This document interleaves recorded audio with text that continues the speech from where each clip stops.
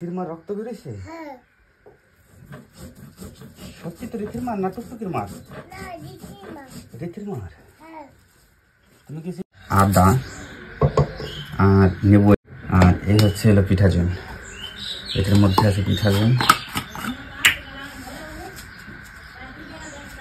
এই পরিমাণে দিতে হবে। একটা গরু যেহেতু বড় আমার, এতটুকু দিলে হবে। এখানে আনুমানিক কতটুক 20 গ্রাম 25 গ্রাম হবে, যেহেতু বড় গরু।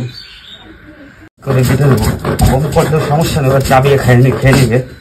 কিন্তু পিঠাজনটা যে বাবা তাই তাই গরুর কি হয়েছে?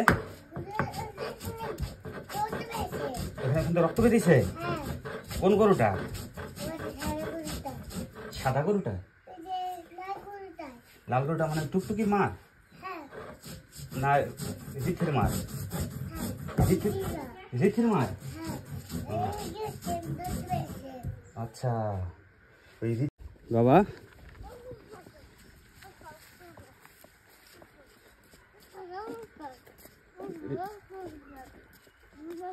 এই যে রিথির মার। কোনটা? আগে যাও, আগে যাও। হ্যাঁ, এই যে এখানটায় হয়তো ঘা হয়ে গেছে। তো এই গাড়িটা দেখেন কিন্তু এই যে পেট ফোলা ফোলা লাগছে। তো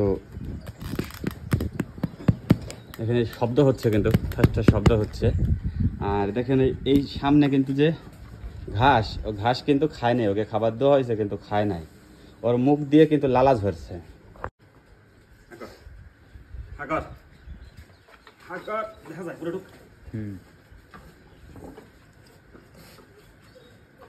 যদি এই শিং দুইটা বাজে বুকে, শেষ। সতর্ক থাকতে হবে, ওরা তার বুঝবে না যে মালিককে মারা যাবে না। হয় নাই পুরোটা খাওয়ানো, কিন্তু যতটাই হয়েছে আমাদের কাজ হয়তো হয়ে যাবে।